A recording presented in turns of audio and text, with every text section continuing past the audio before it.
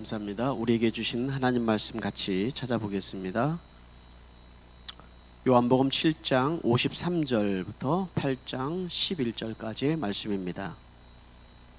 요한복음 7장 53절부터 8장 11절까지 말씀을 새번역 성경으로 우리가 같이 보도록 하겠습니다.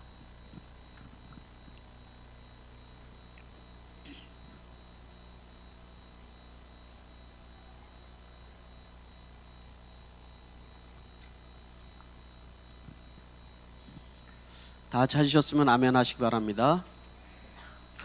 제가 53절부터 제가 먼저 읽겠습니다. 그리고 그들은 제 각기 집으로 돌아갔다. 예수께서는 올리브산으로 가셨다. 이른 아침에 예수께서 다시 성전에 가시니 많은 백성이 그에게로 모여들었다. 예수께서 앉아서 그들을 가르치실 때에 율법학자들과 바리새파 사람들이 간음을 하다가 잡힌 여자를 끌고 와서 가운데 세워놓고 예수께 말하였다. 선생님, 이 여자가 간음을 하다가 현장에서 잡혔습니다. 모세는 율법에 이런 여자들을 돌로 쳐 죽이라고 우리에게 명령하였습니다. 그런데 선생님은 뭐라고 하시겠습니까? 그들이 이렇게 말한 것은 예수를 시험하여 고발할 구실을 찾으려는 속셈이었다. 그러나 예수께서는 몸을 굽혀서 손가락으로 땅에 무언가를 쓰셨다. 그들이 다르쳐 물으니 예수께서 몸을 일으켜 그들에게 말씀하셨다. 너희 가운데 죄가 없는 사람이 먼저 이 여자에게 돈을 던져라. 그리고 다시 몸을 굽혀서 땅에 무언가를 쓰셨다. 이 말씀을 들은 사람들은 나이가 많은 이로부터 시작하여 하나하나 떠나가고 마침내 예수만 남았다. 그 여자는 그대로 서 있었다. 예수께서 몸을 일으키시고 여자에게 말씀하셨다. 여자여, 사람들은 어디에 있느냐? 너를 정죄한 사람이 한 사람도 없느냐? 여자가 대답하였다. 주님, 한 사람도 없습니다. 예수께서 말씀하셨다. 나도 너를 정죄하지 않는다. 가서 이제부터 다시는 죄를 짓지 말아라. 아멘. 아멘. 네, 오늘 우리에게 주신 이 말씀을 통해서 하나님의 크신 은혜가 여러분 안에 있게 되길 바랍니다. 잠시 기도하겠습니다. 할렐루야. 하나님 아버지, 은혜를 감사드립니다. 우리를 통하여서 영광을 받으시고 또 우리에게 한량없는 은혜를 우리에게 베풀어 주시옵소서. 특별히 이번 새벽줄 특별 기도회를 통하여서 간절히 하나님의 응답을 기다리며 기도하는 성도들이 있습니다. 주님, 기억하여 주시고 주님, 긍휼히 여겨 주시옵소서. 육신의 연약함으로 인하여서 하나님 질병의 치료를 위해서 기도하는 성도들이 있습니다. 주여, 병상에 누워있는 그들을 주님 찾아와 주셔서 주님 치료하시고 회복되는 하나님의 은혜를 허락하여 주시옵소서.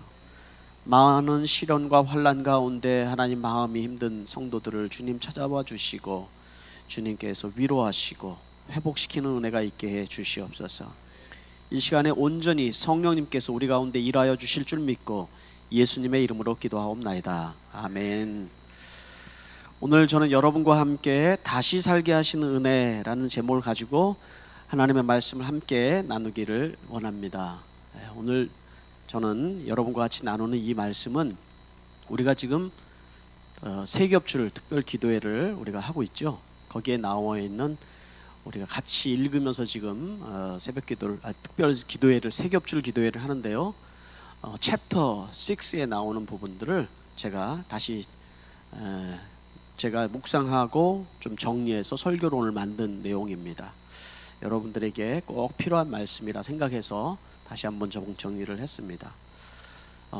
세겹줄 기도회를 우리가 저녁에 한 건 이번에 처음인 것 같아요. 예전에 우리가 40일 기도회도 하고 뭐 기도회를 계속 예전에 했었는데요.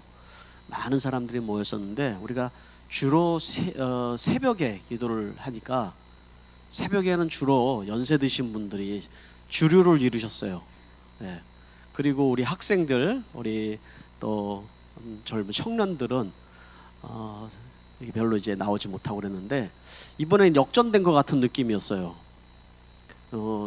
제가 첫날 기도회를 이제 인도하면서 찬양을 부르고 말씀을 전하고 우리 일어나서 같이 주여 외치고 기도합시다. 그리고 제가 깜짝 놀랐어요. 너무 열기가 저한테 확 와가지고 제가 이렇게 경험을 해본 적은 처음이거든요. 그렇다고 여기에 뭐 어마어마하게 사람이 많은 것도 아니고 물론 꽉 차긴 했습니다. 근데 그 여러분의 그 열기가 저한테 확 와닿는 그 느낌이 있어서 얼마나 여러분들이 간절히 사모하고 있는지를 제가 느낄 수 있었어요. 하나님께서 이번 기도회를 통하여서 여러분들에게 정말 여러분이 얼마나 간절하게 그동안 뭐 코로나도 지나오고 하나님 앞에 기도하는 시간들이 좀 부족한 부분도 있었죠. 또 그만큼 여러분들이 얼마나 회복과 또 부흥과 또 여러분들이 가진 기도 제명이 얼마나 간절한지를 제가 느낄 수 있었거든요. 그래서 이번 그 세겹줄 기도를 통해서 많은 응답이 있게 되길 바랍니다. 근데 여러분 그거는 아셔야 돼요. 이렇게 우리가 뜨겁게 기도를 하기 시작하면 사단도 함께 역사하는 걸 경험하거든요. 시작하면서부터 우리 로건이 이렇게 깨지고 우리 윤 목사님 손 부러졌다고 그러고 또 꼭 그 이런 기도회가 시작되면은 저희 부모님 교통사고 나고 이번에도 나셨대잖아요. 또 살짝 뒤에서 살짝 이렇게 누가 밀어댑니다. 어쨌든지 간에 여러분 이렇게 다치고 저렇게 다치고 뭐 이런 것들은 외적으로 우리가 하나님 앞에 집중하지 못하도록 만드는 영적인 방해도 있다는 것을 늘 기억해야 됩니다. 그래서 여러분 긴장하고 우리가 또 말할 때는 항상 은혜의 말, 축복의 말을 잘 해야 됩니다. 네. 그러면 우리 안에 하나님께서 또 역사하실 줄 믿습니다. 네. 자, 오늘 이 말씀을 같이 우리가 살펴볼 텐데요. 한 번에 한 사람 챕터 6에 나오는 제목은 내 손에 움켜진 정죄돌 누구도 살리지 못한다가 제목입니다. 저는 다시 살리게 하는 은혜라는 제목으로 조금 내용을 좀 바꿔서 재구성을 하고 제가 묵상한 걸 같이 나누게 하려고 하는데요. 지금 여러분들이 읽은 53절부터 11절까지의 이 말씀을 보면 괄호가 쳐 있죠. 성경책 가지고 계신 분들은 뭐 개역개정이나 새번역이나 다 마찬가지예요. 이렇게 괄호가 거기에 딱 쳐 있는 걸 우리가 알 수 있죠. 왜 그러냐면 어떤 사본에는 이 성경이 없어요. 무슨 얘기냐면 성경은 오리지널 원본은 지금 없죠. 사본을 번역한 거예요. 그런데 어떤 사본에 이 내용이 없다라는 거예요. 왜 그럴까요? 왜? 그 이유는 어거스틴이 그런 설명을 했어요. 예수님이 너무 간음죄를 쉽게 말씀을 함으로 인하여서 연약한 성도들이 계속 넘어질 수 있기 때문에 그런 고민한 흔적인 것 같아요. 이런 것들이. 그렇지만 저는 이 말씀을 읽으면서 이 말씀은 교회를 안 다니는 사람들도 굉장히 많이 하는 말씀이에요. 특히 어떤 말씀을 많이 압니까? 죄 없는 자가 먼저 돌로 쳐라 뭐 이거 있잖아요. 내용은 앞뒤에 다 몰라요. 그런 거면 다 알고 있죠. 근데 이 말씀이 여러분 우리가 읽으면서도 은혜가 되지만 이 말씀 자체가 정말 우리에게 복음의 진수를 얘기해 주고요. 깊은 은혜와 감동이 있는 본문인 거예요. 읽기만 해도 은혜가 있고 감동이 있는 거예요, 여러분. 아멘. 자, 그렇다면 우리 이 말씀을 제가 같이 여러분과 함께 말씀을 우리가 보면서 같이 은혜를 나누려고 하는데요. 첫 번째로 우리는 생각해 볼 게 이 말씀 속에서 현장에 붙들린 가늠하다가 붙들린 여인이 우리다. 우리와 같다라고 생각을 하셔야 됩니다. 현장에서 붙들린 여인과 우리는 같습니다. 53절과 1절 말씀을 우리가 읽으면 예수님께서 이제 말씀을 전하고 제각기 다 집으로 돌아갔어요. 그런데 예수님은 어디로 가셨다고 그랬어요? 올리브산으로 가셨다. 산으로 올라가셨다. 사람들은 다 집으로 가는데 예수님은 돌아갈 집이 없으신 거예요. 그래서 누구네 집에 귀거하기도 하고 그렇게 하셨는데 산으로 가셨다라는 거예요. 공중에 나는 새도 집이 있고 여우도 굴이 있는데 예수님은 집이 없으셨다고 그랬죠. 그렇죠? 그러니까 산에 올라가서 기도하시고 또 거기서 주무시고 그리고 오늘 있는 본문 말씀의 2절로 오늘 내용이 시작이 되는 거예요. 2절 말씀 같이 한번 읽어봅시다. 시작. 이른 아침에 예수께서 다시 성전에 가시니 많은 백성이 그들에게로 모여들었다. 거기까지예요. 이른 아침에 예수님께서 성전에 가셨다라고 얘기를 하죠. 밤새도록 영적인 교통을 하시고 그리고 이른 아침에 성전에 가셨어요. 누군가 오늘도 예비된 그 한 사람을 만나기 위해서 성전에 가신 거겠죠. 많은 군중들이 그 안에 몰려 있는데 예수님이 오늘 만나시기를 원하시는 분은 누굴까요? 오늘 읽은 대로 간음하다가 현장에서 붙들린 여인이에요.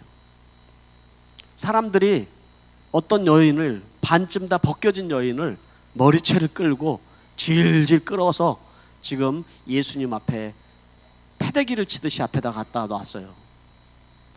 그리고 사람들이 얘기를 합니다. 선생님, 이 여자가 현장에서 붙들렸는데 라고 얘기하면서 나오는 내용이 오늘 본문인 것이죠.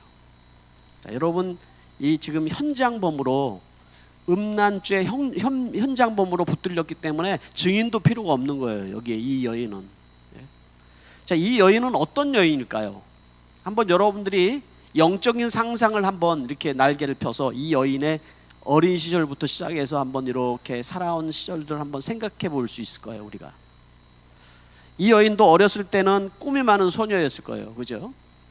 그리고 정확한 정보들은 우리가 알 수 없었지만은 이 여인도 아마 율법을 배우고 말씀을 배우면서 유대인이니까 자라왔을 거예요. 그리고 이 여인은 결혼한 여인인 것을 우리가 알 수 있을 거예요.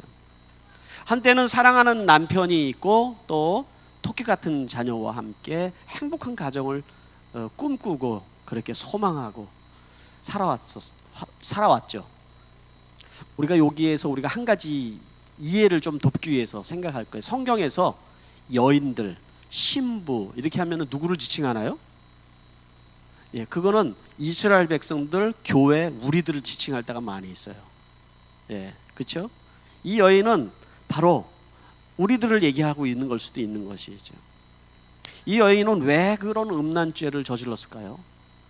그것도 음란죄를 다른 남자와 함께 저지르면 죽는다는 사실을 알면서도 왜 이런 일을 시작했을까요? 이렇게 살고 싶어서 그랬지는 않았을 것 같아요. 원래 그 유대 사회 자체가 그 여자들에게는 그렇게는 지금처럼 이렇게 관대하지는 않아요. 살기가 되게 힘들죠. 여인들에게 있어서는. 남자들에게는 좀 더 나은 사회인데 여자들에게는 정말 굉장히 약자이고 살기가 어렵기 때문에 예수님께서는 언제나 여자들을 보호하고 관심 있게 보셨던 것도 우리가 알 수 있어요. 그러니까 이 여인이 결혼에 실패하고 또 어떻게 보면은 그 삶이 굉장히 힘들고 그러니까 사회적인 약자로서 남자를 만났을 수도 있어요. 본인이 원치 않은. 또 상상해 보건대 이 여인이 남편과의 관계가 별로 좋지 않으니까 굉장히 이게 고독했을 것 같아요. 굉장히 힘들었을 것 같아요. 삶이. 젊은 여인이 말이죠. 얼굴도 이뻤을 것 같고 그런 여인이었는데 어느 날 제비가 한 마리가 날라왔어요. 그래서 이 여인의 마음을 이렇게 만진 거예요. 이렇게 여심이라는 게 원래 있잖아요. 이렇게 마음이 외롭고 힘들면은 제비 같은 사람이 와서 막 이렇게 하면은 싹 넘어가거든요.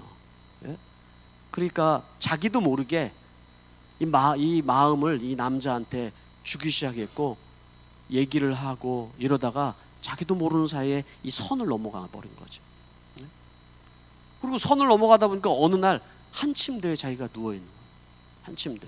자기도 깜짝 놀랐을 거예요. 이런 유혹을 내가 받아줘서 이렇게 살면 안 되는데 그렇게 생각했을 거예요. 그렇지만 쉽지가 않은 거예요. 이 유혹을 떨치기가 쉽지가 않은 거예요. 그래서 은밀한 이 비밀을 품고 이 여인은 조마조마 하루하루를 아마 살아갔을 수도 있어요. 그 안에는 두려움도 있고 수치감도 있고 아마 그렇게 살아갔을 거예요. 그런데 어느 날 일이 터진 거예요. 어느 날 꼬리를 잡힌 거죠. 남자와 함께 그날도 잠을 자고 있는데 사람들이 이른 아침에 들이닥친 거예요. 들이닥치니 옷도 제대로 추스려 입지도 않은 상태에서 이 여자의 머리채를 잡고 남자는 가만두고 언제든지 여자들. 그리고 머리를 끌고 밖으로 나가서 질질 끌듯이 끌려서 이 여인은 나가는데, 이 극도의 공포감으로 막 소리를 질렀을 거예요. 살려주세요, 살려주세요, 다시는 안 그럴게요 하면서 막 소리를 질렀을 수도 있어요. 그죠? 뿐만 아니라 그 성전 앞에 사람들이 많이 모이는 걸 보면서 극도의 수치감을 느꼈을 수도 있어요. 여인이라면 다 그랬을 거 아니에요. 지금 이런 배경을 우리가 지금 이 분위기 속에서 좀 느껴야 된다는 거죠. 그때 바리새파 사람 한 사람이 얘기를 예수님에게 합니다. 3절과 4절 말씀에 그렇게 얘기하죠. 선생이요, 이 가늠하다가 현장에서 이 사람이 잡혔는데, 율법에 보면은 이렇게 현장에서 가늠하다가 잡히면 돌로 쳐 죽이라고 그러지 않았습니까? 그런데 선생님은 뭐라고 말씀을 하시겠습니까? 이렇게 예수님을 시험하여서 물어본 거예요. 예수님은 사랑이 많으시잖아요. 그런데 율법을 죽이라고 얘기를 하는데, 그러면 애매한 거예요. 죽일 수도 없고 사랑에 놔주라고 할 수도, 양쪽에 다 걸리는 문제인 거예요. 예수님께서는 아무 말도 하시지 않고 바닥에다가 글을 쓰셨는데, 그 글이 뭘 썼다고 성경은 얘기를 하지 않기 때문에 그 얘기를 우리가 굳이 뭘 썼는지 모르는 걸 알 필요가 있어요? 없어요, 그거는. 그러나 그 이 흐름의 핵심으로 얘기하는 것을 우리가 알아야죠. 핵심적으로 예수님 뭐라고 그랬어요? 너희 가운데 죄가 없는 사람이 먼저 이 여자에게 돈을 던져라. 이 유명한 말씀을 하신 거죠. 너희 가운데 죄가 없는 사람이 먼저 돌을 던져라. 이게 오늘 내용이잖아요.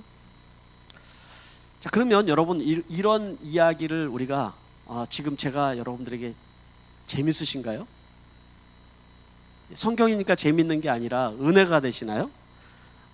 어떤 사람에겐 드라마처럼 들려줄 수도 있어요. 그죠? 왜냐하면 우리가 보는 드라마는 늘 다 이런 비슷한 주제니까. 그렇잖아요. 우리가 살아가는 이야기가 다 이런 주제들이니까 성경도 그렇게 보여지는 거예요. 근데 여러분, 우리가 성경을 그렇게 보면 절대로 안 돼요. 은혜가 안 돼요. 지금 바로 이 현장에 붙들린, 가늠하다가 현장에 붙들린 여인이 바로 나다라고 우리가 이 말씀을 이해를 해야 되는 거죠. 그래야지 우리에게 이 말씀이 은혜가 되는 것이죠. 내가 지금 머리채에 끄들려서 누군가에게 끌려서 지금 반쯤 옷이 벗겨진 상태에서 지금 많은 사람들 앞에 수치스럽게 지금 서 있는 거예요. 엎드러져 있는 거예요. 내가 그 여인이 되어서 지금 그 자리에 있다고 지금 여러분들이 생각을 하시면서 이 말씀을 들으라는 거죠. 이 성경이 우리에게 얘기해 주는 얘기인 거예요. 주변의 사람들이 다 구경꾼들, 또 내지는 돈을 들 사람들이에요. 말만 떨어지면 지금 돌을 집어 던질 그런 기세에 있는 것이죠. 그죠?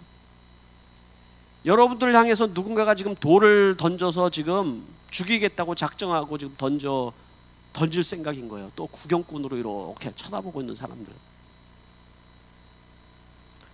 내가 그 여인이 돼 보면은 얼마나 우리가 은혜를 우리가 받은 인생인지를 이 말씀 속에서 얘기해 준 것이죠. 내가 그 여인이 돼 볼 때 정말 얼마나 복음이라는 것이 우리에게 실제가 되는지를 오늘 이 말씀을 통하여서 우리에게 얘기를 해주고 있다는 것이죠. 여러분, 이 세상에는 들킨 죄인과 그리고 안 들킨 죄인만 있을 뿐인 거예요. 다 100% 죄인인 것이죠. 다 100% 죄인인 거예요. 우리가 다 어찌어찌 하다 보니까 이 여인은 지금 들킨 죄인으로서 지금 끌려온 것이지, 우리도 다 마찬가지로 그 돌을 든 사람이나 구경꾼들이나 그냥 들키지 않았을 뿐이라는 것이죠. 들키지 않은 죄인인 거예요. 그래서 사람들은 자기 죄가 들키지 않기 위해서 온갖 수단과 방법을 다 동원해서 자기의 죄를 가리기에 바쁜데, 성경은 우리의 죄를 자꾸 들춰내요. 네? 네가 이 죄가 드러나야 너는 살 수 있다라고 자꾸 들춰낸단 말인 거예요. 죄가 드러나면 우린 기절할 것 같죠. 기절하고 수치스러워가지고, 너무 수치스럽고 너무 부끄러워가지고 다 죽을 것 같은 상황이 생기죠. 네? 죄 지은 사람만 깜방에 가는 게 아니죠. 사실은 죄 짓지 않은 사람들도 여러분 다 죄를 가지고 있다는 것이 이 세상 살아가는 모든 사람들은 다 알고 있는 것이지 않습니까? 이 여기 현장에 붙들린 이 여인의 심정이 되어야지만 우리는 회개라는 것이 무엇인지가 이해가 돼요. 살려주세요 하는 이 여인의 심령 속에서 회개가 뭔지가 이해가 되고요. 내가 100% 나도 죄인이다라는 심정이 되어져야 내가 이 말씀이 들려지고 현장에 이 잡혀봐야 우리는 은혜가 뭔지를 알게 된다는 얘기인 것이죠. 우리 부모님 세대들은 참 저도 어렸을 때 보면은 참 부흥회를 참 많이 했던 것 같아요, 그죠? 부흥회. 그래서 이 부흥회 가면은 얼마나 그 부흥 강사들이 회개를 시키고 막 소리를 주여 합히면서 하고 천부여 의지없어서 이 노래를 부르면서 회개를 시키고 막 그러잖아요, 그죠? 저희 어머니 얘기를 제가 얼마 전에 잠깐 했었는데 정말 병으로 다 죽게 되셨는데 내가 저 교회를 가야 살 것 같다 이런 마음이 들어가지고 교회를 갔다는 거죠.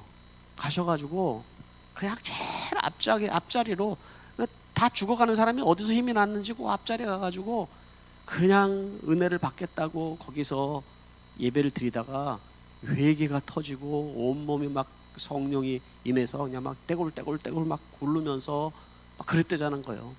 회개를 하는데 이제까지 지은 모든 죄가 막 영화의 필름처럼 막 지나가고 그런 얘기 많이 듣지 않습니까? 그죠? 뭐 회개를 하는데 어디서 이런 것이 생각나는지 막 영화 필름처럼 막 지나가는 그런 얘기를 했다는 얘기들을 많이 듣지 않습니까? 내가 죄인이고 내가 이런 인생이었구나 라는 것을 깨달아지는 순간 우리는 은혜를 경험하게 되는 것이죠. 내 잔이 넘치나이라는 그런 소설로 유명한 정현희 씨, 지금은 권사님이신데 이분께서 어떤 친구의 전도를 받아서 교회를 그냥 다니는 정도로 이렇게 교회를 다니셨다고 얘기를 해요. 그러다가 어느 날 교통사고가 났는데 몸이 망가진 거예요. 몸이 망가져서 몸은 어느 정도 회복했는데 얼굴이 돌아가기 시작한 거예요. 얼굴이 정상이 안 되고 얼굴이 돌아가기 시작했다는 거예요. 이거 저희 집사람도 경험하죠. 다리가 부러졌는데 나중에 얼굴이 돌아갔더라고요. 다시 정상으로 돌아오긴 했지만은 몸이 망가지니까 이상한 현상들이 나타나는 거죠. 그래서 병원에 여기저기 다 다녀봐도 낫지 않는데 기도원에 가서 기도를 좀 하고 또 하나님 앞에 응답을 받으면 좋겠다는 얘기에 대해서 그렇게 생각을 하고 기도원을 갔다는 거예요. 짐을 싸가지고 기도원을 갔는데 기도원에 가니까는 깜짝 놀랐다는 거죠. 사람들이 북을 치고 막 주여 하고 막 이렇게 거의 반 미친 사람 같이 보이더라는 거예요. 다 그 사람들이 정상으로 저러는가 광란의 도가니처럼 느껴지기 시작했대요. 처음 기도원에 그런 데를 가보고, 기도원이 다 그렇진 않지만 옛날에 여러분 우리 부모님 시대들을 보면은 기도원에서 북치고 막 그래 하잖아요. 은혜 받고 그러잖아요. 그래가지고 이건 나도 여기 있다 미치겠다. 그래가지고 그냥 바로 그냥 짐 싸가지고 이렇게 내려오게 됐대요. 내려와다 생각해 보니까 내가 여기까지 올라왔는데 내가 저 사람들하고 저렇게는 안 해도 그래도 기도는 해야지 하고 다시 올라가게 됐다는 거야. 그래서 일주일 동안 거기에서 그냥 사람들이 그 광란의 도가니에 이렇게 쳐다만 보고 이렇게 있었다는 거야. 일주일이 지나갔대요. 그러던 어느 날 저녁에 목사님이 말씀을 만나고 집회가 마치는 거의 그 순간에 갑자기 자기의 마음이 비참함이 확 몰려오더라는 거야. 그 비참함은 뭐냐면 저기 앉아있는 사람도 어떤 사람은 병이 고쳐졌다, 기적을 맛봤다, 하나님의 은혜를 받다 그러는데 자기는 아무런 일도 일어나지 않고 아무런 경험도 못하고 있는 자기 자신이 너무 비참하다는 생각이 들었다는 거예요. 그러면서 드는 생각이 내가 저 목사님이 하라는 대로 주여 하면 주여를 따라하기를 했나, 찬송을 크게 박수치면서 하라면 박수를 쳐보기를 했나, 이런 생각이 들더라는 거예요. 그냥 그래서 내가 이게 구경꾼으로만 있을 것이 아니라 정말 나도 한번 은혜를 받고 하나님을 좀 만나봐야겠다는 생각으로 앞자리를 가가지고 따라서 하라는 대로 그대로 했더라는 거예요. 그런데 갑자기 하나님께서 은혜를 갑자기 주시기 시작하는데 주여 자기도 모르게 따라하는데 성령이 그 안에 임하여 가지고 자기 막 그냥 죄가 막 이렇게 막 토해지듯이 나오기 시작하고 자기도 모르게 막 은혜가 그 안에서 막 나오기 시작했다는 거예요.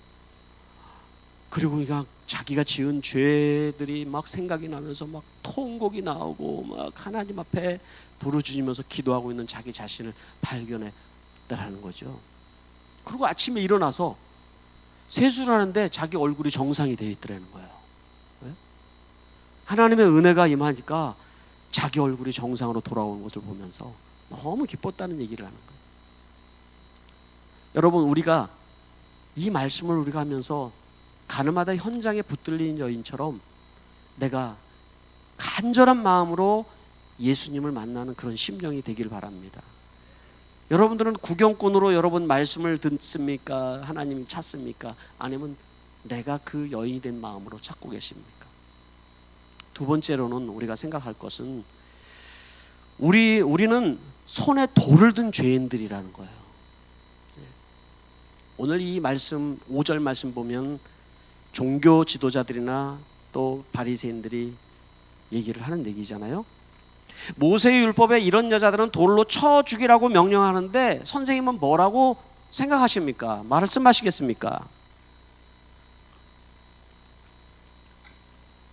여러분들은 누군가가 여러분을 향해서 이렇게 돌을 요즘 던지는 사람이 있으세요? 막 괴롭잖아요. 누군가가 날 미워하고 막 정죄하고 뒤에서 뒷담화하고 막 비난하고 그러면 굉장히 힘들어지잖아요. 사람은 그런 부분들 때문에 힘든 거잖아요. 그렇죠? 근데 오늘 이 돌을 든 죄인의 모습 속에서 우리 모습을 봐야지요. 누군가를 향해서 내가 돌을 던지는 그 사람은 1차적으로 사실은 자기를 향해서 돌을 던진대요. 자기를 용서하지 못하는 거예요. 내가 용서받지 못한 자에는 자기 자신을 향해서 용납이 안 돼요. 자기의 그 살아가는 이 모습이 용납이 안 돼서 자기 자신을 향해서 늘 돌을 쥐고 있는 거예요. 어떻게 보면 그거를 어떤 환경에 되었을 때 자기랑 비슷한 사람을 만났을 때 그 돌을 들고 그 사람을 향해서 던지고 싶은 거예요. 이게 음란의 죄는 내가 지은 죄인데, 그런데 돌은 현장에 붙들린 여인을 향해서 내가 돌을 쥐고 있는 거죠. 다른 사람들을 던져보겠다고.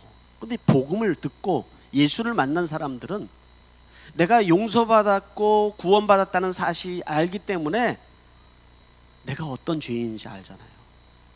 그 상태에서 내가 돌을 들었다면 아직 복음을 모르는 거잖아요. 이게 모르는 거예요. 아직은 복음이라는 것이지. 그래서 예수님께서 오늘 이 본문 말씀을 통해서 하시는 말씀은 뭐냐면, 가장 무서운 죄가 육신적으로 가늠한 이 여인보다 이 여인을 향해서 돌을 들고 있는 사람이 너희들이 더 큰 죄를 짓고 있는 거다라고 말씀하고 있는 거예요. 여기서. 그래서 손에 돌을 든 죄인이라고 말씀을 하는 거예요. 엄청난 은혜를 받고도, 십자가를 통해서 내가 구원을 받고도 여전히 내 손에 누구를 향해서 정죄의 돈을 들은 것은 내가 용서받은 경험과 체험이 없기 때문에 그런 거예요. 그런 은혜가 없기 때문에 그런 거예요. 여러분들에게 적용을 해보십시오. 여러분, 예수를 믿고 정말 예수님의 그 놀라운 은혜와 사랑을 내가 경험하면서 살아가고 있습니까? 여러분, 우리는 뭐 아프리카나 아니면 재난을 당하거나 엄청난 그런 환난 가운데 있는 사람들 보면 불쌍한 마음이 들어요. 막 도와주고 싶다. 저 사람 어떻게 하면 도와줄까? 그래서 여러분들, 우리는 내가 같이 그 사람들의 삶에 동참은 안 하지만 도와주고 싶어서 헌금도 하고 구제도 하기도 하고 또 좋은 일을 하기도 해요. 그죠? 그런 일을 합니다. 그거는 그들에 대한 우리 하나님께서 우리에게 준 동정의 그런 마음이죠.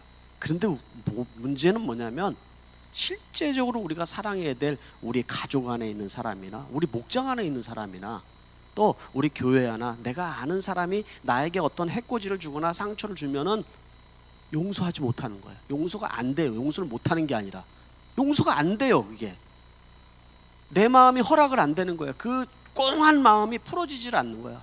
이 속에 든 이 그 돌덩이 같은 이것이 풀어지지를 않은 상태로 살아가고 있는 거죠. 그런 마음. 겉으로는 예수를 믿는 것 같지만 그러나 이 풀어지지 않은 이 돌덩이가 내 안에 들어있는 순간 정죄의 마음은 여러분 여전히 다른 사람을 향해서 끊이지를 않고 우리가 나타날 수밖에 없는 거예요. 순전한 기독교의 C.S. 루이스가 쓴 글을 우리 목사님이 이 책에서 인용을 했어요. 제가 그걸 읽어드릴게요. 한번. 육신의 죄는 악하지만 그래도 모든 죄 중에서 가장 덜 악하다. 죄악의 쾌락들은 하나같이 전적으로 영적이다. 남들에게 잘못을 돌리고 남들을 통제하고 선심으로 쓴 채하고 험담을 즐기는 쾌락, 권력과 미움의 쾌락이야말로 가장 악한 죄다. 내 안은 두 개의 자아가 있다. 하나는 동물적 자아고 다른 하나는 악마적 자아다. 둘 중 악마적 자아가 더 나쁘다. 이것이 교회에 꼬박꼬박 다니지만 냉담함과 자기의에 빠져 도덕군자 행세하는 자가 창기보다 지옥에 훨씬 더 가까운 이유이다. 이런 얘기를 했어요. 좀 어렵죠, 좀 얘기가. 이 C.S. 루이스의 순전한 기독교가 굉장히 좋은 책인데 깊이 묵상을 해야지만 알아들을 수 있는 책이기도 해요. 이게. 그러니까 육신의 죄 이런 것들이 악한 건 사실이잖아요. 그런데 우리가 더 악한 거는 뭐냐면 남에게 잘못을 돌리고 전가하고 또 선심을 쓰는 채하고 험담을 즐기고 쾌락과 미움을 이렇게 즐기는 쾌락이 우리 안에 있다는 거예요. 이건 악마적이다는 거예요. 악마적인. 이게 두 가지 우리 안에 본성인데 하나는 본능적인 동물적이고 또 하나는 다른 사람들 향해서 이렇게 그걸 쾌락으로 즐기는 악마적인 거다. 이렇게 표현을 했거든요. 그러니까 자기 죄를 깨닫지 못하는 것이 가장 큰 우리 인생의 은혜의 걸림돌이 되는 거예요. 은혜. 다른 사람은 다 용서하라는데 나에게 감정을 상하게 한 사람은 내가 잘 용서가 안 되고 그렇게 살아가는 것이 우리의 모습이라는 것이죠. 그러면 예수님께서는 어떻게 하셨을까요? 로마서 5장 8절 말씀에 보면은 예수님께서는 우리가 아직 죄인 되었을 때에 그리스도께서 우리의 죄를 위하여 죽으셨습니다. 그리하여 하나님께서는 우리들에 대한 자기 사랑을 실증하셨습니다. 이런 얘기를 하셨죠. 여기에서 우리가 아직 죄인 되었을 때 언제 우리를 사랑하셨다고 말씀하셨습니까? 우리가 죄인이었을 때 사랑하신 거라는 거예요. 우리가 의인 되어두고 뭔가 잘하려고 할 때 사랑한 게 아니라 우리에게 그렇게 잘할 때 긍휼을 베푼 게 아니라 우리가 죄인이었을 때 우리를 사랑해 주셨다. 이렇게 말씀을 해주고 있는 거예요. 사람을 그래서 절대로 정죄의 돌로는 사람을 바꿀 수 없다라는 거죠. 사람은 받아들여지고 용납되어지고 품어주고 할 때 여러분 그 사람이 바뀌어지는 거라는 거죠. 네. 부모님들이 어머니들이 내 자녀에게 잔소리하고 너 이거 잘했어 잘못했어 얘기하고 계속 충고하는 게 바뀌어지는 게 아니라는 거죠. 네.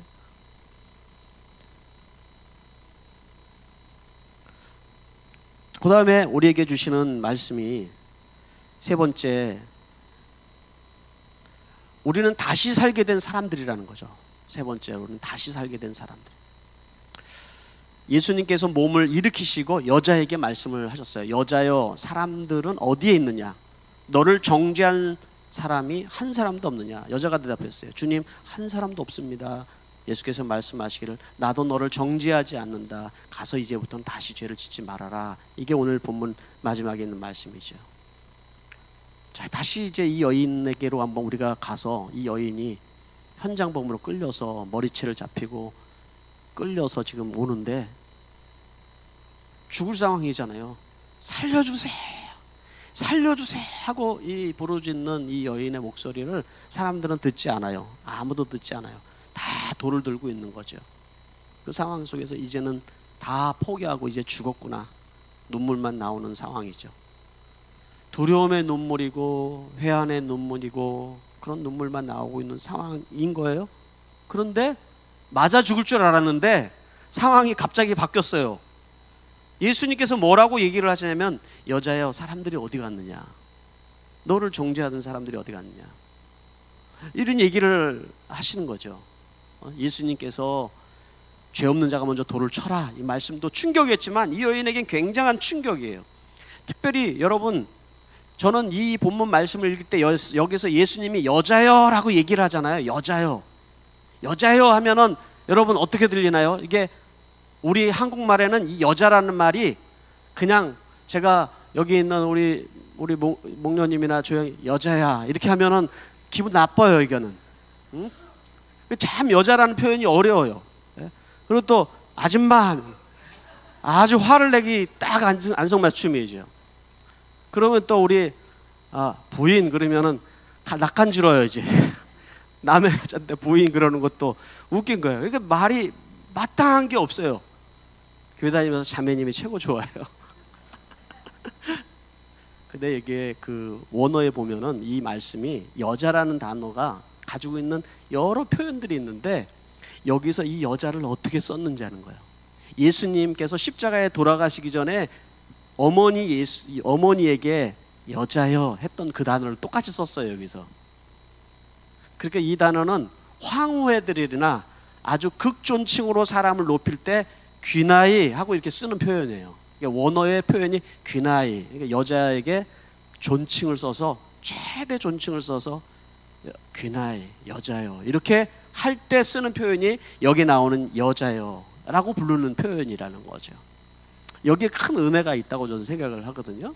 그게 뭐냐면 이 여인이 지금 자기도 인생을 속은 거잖아요. 자기가 마음대로 인생이 대해지지 않잖아요. 그래서 자기도 모르게 어느 날 외롭고 힘들고 그러면서 죄를 짓고 음란의 죄도 짓고 이렇게 살아온 거예요. 이게 그러다가 들킨 것뿐이에요. 어떻게 보면은 사단에게 어떻게 보면 자기도 농락당하고 자기 인생이 망가진 거예요. 그러나 예수님의 눈에는 그 죄를 먼저 보는 것이 아니라 이 여인이 얼마나 존귀한 사람인지를 보는 거죠. 이 여인 자체가 너무 존귀한 거예요. 하나님의 눈에는. 우리 인간들이 죄 가운데 여러분 죽을 인생이 하지만 하나님이 그 보좌를 버리고 이 땅에 육신을 입고 오셔서 우리를 살리기 위해 오신 이유는 바로 우리가 너무 존귀한 존재이기 때문에 그런 거. 하나님의 형상대로 만들었고 회복되어야 될 존재이기 때문에 우리를 너무 존귀하게 여기는 거죠. 하나님 우리를 한 사람 한 사람일 때 너무 존귀한 자녀로 바라보시고 존귀하게 보시다는 거예요. 가늠한 현장에 누워있는 이 여인이 흘리는 그 눈물을 바라보는 예수님의 그 마음 또한도 눈물 나는 상황인 것이죠. 그래서 이 여인을 향해서 여자여, 그 여인에게 최대의 존칭을 써서 얘기를 해주는 거예요. 그 얘기를 듣는 순간 아마 이 여인은 충격이었을 수도 있어요. 어떻게 나 같은 정말 버러지 같은 나 같은 여인에게 이렇게 예수님께서 나에게 말씀을 하시는가. 그리고 예수님이 또 얘기하는 거예요. 뭐라고 그래요? 나는 너를 정죄하지 않는다. 나도 너를 정죄하지 않는다. 말씀하는 거예요. 이게 복음의 정수 아닐까요, 여러분? 복음이라는 게 뭐예요, 여러분? 죄인인 우리가 죄사함 받았다는 거 아니에요? 죽을 수밖에 없는 죄인이 죄사함 받은 게 복음이에요, 여러분. 그게. 그러니까 우리 인간의 고통이라는 것은 인간이 죽을 것 같은 그런 느낌이 돈이 없어도 아니고 가난해서도 아니고 누군가 내 속을 썩여서가 아니라 죄 문제가 해결이 되지 않아서 그런 거예요. 이 죄 문제가 해결이 되지 않아서. 가장 불쌍한 인생이라는 것은 바로 이 죄 문제가 해결이 안 되고 깨달아지지 않는 것일 수도 있는 거예요. 그래서 하나님 앞에 나온 모든 인생은 용서받지 못할 죄인이 없다. 예수님이 이 여인을 통해서 우리에게 말씀하고 있는 거죠. 어떤 사람도 용서받지 못할 사람은 없다. 어떤 죄도. 그러나 믿지 않으면 아무도 그 용서를 받을 수 없는 것이죠. 제가 한국에서 목회를 할 때 제가 담당하는 여선교회 그 회장님 집에 이렇게 가게 되었어요. 여선 모임이 있어서 갔어요. 그 모임을 다 끝냈는데 식사가 나오는데 그 그 여선교회 회장 되시는 분이 옆에 골방 같은데 문을 열든지 거기다가 음식을 넣어드리는 거예요. 근데 문에 불도 안 켜져 있어요. 깜깜해요. 그래서 거기 누가 계세요? 그랬더니 할머니가 계신다는 거예요. 90 되신 할머니가. 근데 눈도 잘 안 보이시고 귀도 안 보인다는 거예요.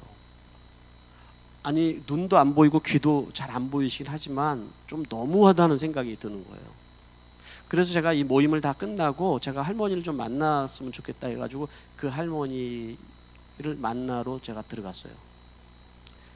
불을 켜고 할머니 보니까 할머니 뼈만 항상하게 남으셨는데 얼마 동안 오랫동안 그렇게 계셨는지는 모르겠는데 그 얼굴이 하얘요. 몸이 정말 하얗고. 그리고 제가 할머니를 이렇게 부르고 할머니 하고 이제 제가 예수님을 소개를 해야 되겠다 이런 얘기를 들어서 하는데 할머니가 눈물을 흘리는 거예요. 이렇게 눈물. 그러면서 할머니가 하시는 얘기가 제 얘기를 다 이렇게 듣더니 내가 죄가 너무 많아서 자기 인생이 이제까지 살아가면서 너무 죄가 많았다라는 거죠. 내가 죄가 너무 많아서 눈물을 흘리는 거예요. 지금 막내 아들 며느리 집에 있는데 그 자녀들이 여럿이 있는데 아무도 모시고 싶지 않아요. 그래서 여기 막내 며느리가 결혼해서 얼마 안 됐는데 여기 와 그냥 지금은 계시는 중인 거예요. 그래서 제가 할머니 예수님을 믿으면 예수님께서 우리의 죄를 다 용서해 주세요. 그리고 할머니도 천국 갈 수 있어요. 할머니가 그냥 눈물만 이렇게 흘리시는 거예요. 제가 다음에 한 번 더 방문을 해야 되겠다. 한 번 더 방문을 해서 할머니에게 또 복음을 전해드렸어요. 그리고 돌아가셨어요. 여러분 우리 평생에 우리가 살아가면서 사람들은 못 먹어서 없어서 힘든 게 아니에요, 여러분. 결국 인생의 마지막은 내 죄에 대한 문제가 해결이 안 돼서 힘든 거예요. 내가 누군가에게 내가 이렇게 은혜를 베풀지 못하고 마음 꽁하고 살고 이런 것들이 다 회개가 되어지는 것들이라는 것이죠. 예수님께서 뭐라고 말씀하시냐면 그 다음에 이제부터는 다시 죄를 짓지 마라. 우리가 생각하는 이 본문이 괄호를 쳐서 어떤 사람을 빼고자 원했던 이유에 대해서 저는 이렇게 얘기해 주고 싶어요.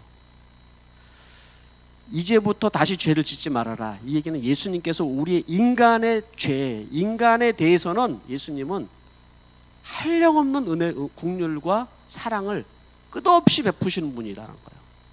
단지 그러나 죄에 대해서 그렇다라는 건 아니에요. 죄에 대해서. 죄 문제를 해결하기 위해서 예수님이 대신 십자가를 지신 거예요. 인간의 그 연약함 때문에 계속 지는 그 죄 때문에 대신 십자가를 지으시고 다시는 그 죄를 짓지 않는 삶을 살기를 예수님께서 원하시는 거죠. 예? 여러분, 교회와 목장이 뭘까요, 여러분? 예수님의 긍휼과 사랑을 가시적으로 보여주는 것이 교회와 우리의 목장인 거예요. 그 안에서 여러분 어떻게 보면 우리는 치료받아야 될 사람들이 치료를 받고 문제 있는 사람들이 문제가 해결되고 죄 가운데 깨닫지 못하는 사람이 깨달아지는 곳이 목장이어야 되는 거예요. 그렇다면 여전히 문제가 있어요. 교회는 병원이기 때문에 문제가 있어요. 그 가운데 예수를 만나고 변화된 모습을 통하여서 여러분 우리는 하나님의 나라를 경험하는 거예요. 그것이 바로 여러분 신앙생활인 것이죠. 여러분의 목장 안에 그런 문제가 있다면 여러분 놀라지 말고 그도 예수님의 사랑하는 자녀이고 그도 구원받아야 할 자녀인 것을 믿고 여러분들이 품어주고 사랑하는 것이 필요한 거예요. 우리의 죄를 서로 고백하면서 서로를 위해서 기도해주는 공동체만큼 강력한 공동체가 없는 거죠. 세상에 어떤 공동체가 자기 죄를 얘기하면서 서로를 위해서 기도해주고 회복시켜주고 하는 공동체가 있겠습니까? 그건 교회와 목장밖에 없어요. 그것이 바로 교회이고 목장인 것을 여러분들이 알고 오늘 우리에게 주시는 이 말씀을 붙들고 이 한 주간도 승리하는 여러분 되시길 바랍니다. 기도하겠습니다. 이 시간에는 우리가 한 1분 정도 오늘 주시는 말씀 가운데 성령님께서 나에게 주시는 메시지는 무엇인지 우리가 생각하며 하나님 앞에 결단과 헌신의 기도를 드렸으면 좋겠습니다.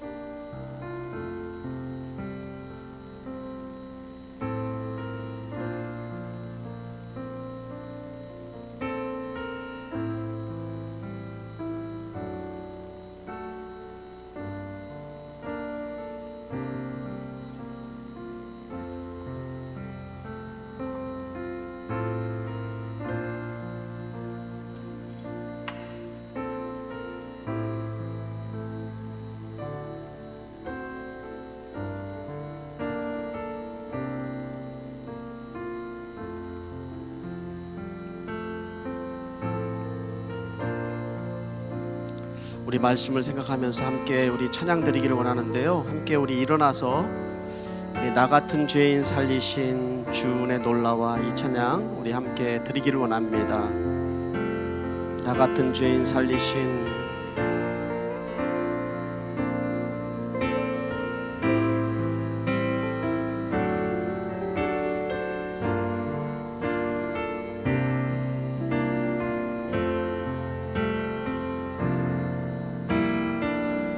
나 같은 죄인 살리신 주의 놀라와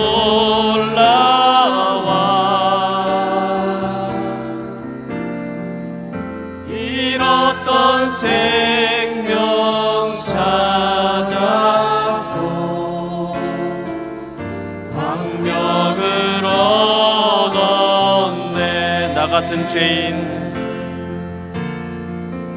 나 같은 죄인 살리신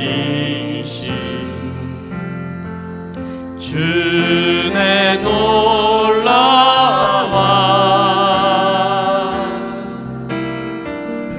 잃었던 생명 찾았고 광명을 얻었네. 큰 죄악에서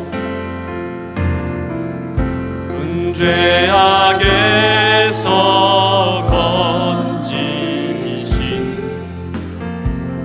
주의 고마워.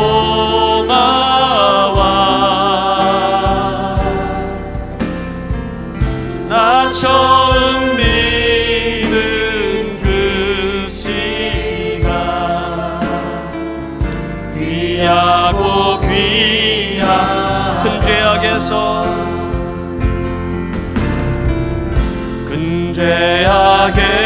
죄악에서 건지신 주의 고마워.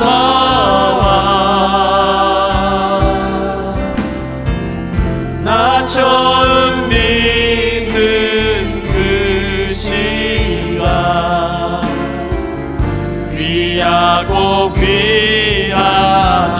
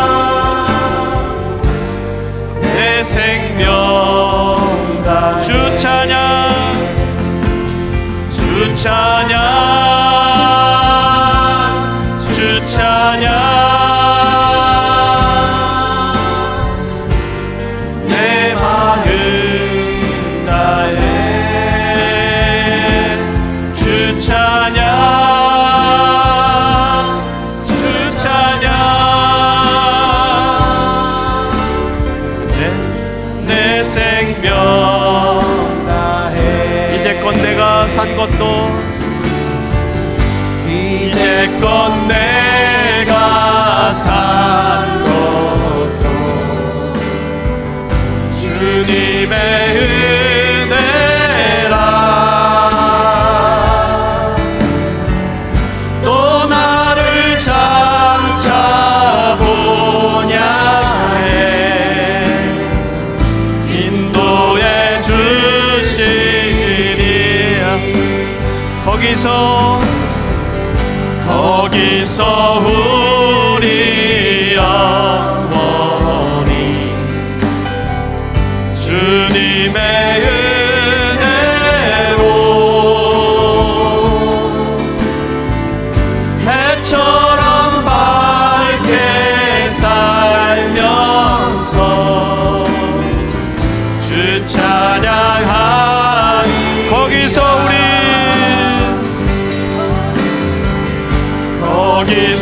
우리 영원히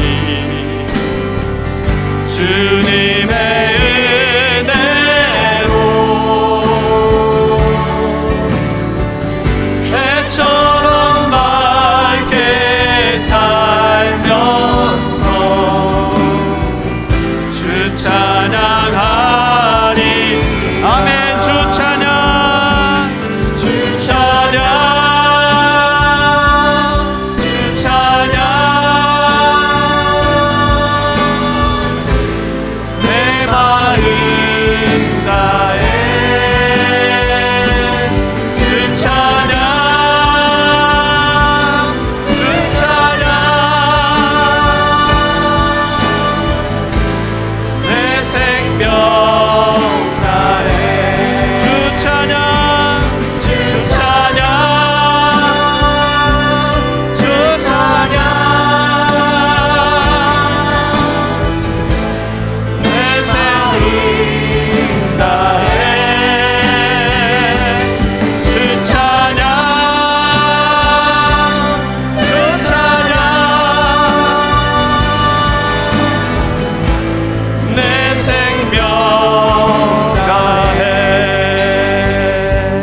하나님 아버지, 은혜를 감사드립니다.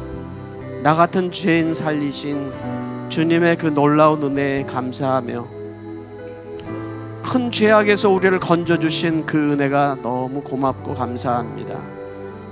아버지 하나님, 우리 인생의 삶의 주제가 죄악인데 하나님, 덮어놓고 살 수도 없고 또 고통하며 살 수도 없는 우리의 인생의 문제들, 이로 인하여서 많은 우리 안에 있는 그러한 고통과 아픔과 시련과 당하는 모든 그런 고난 가운데서 우리가 괴로워하고 아파합니다.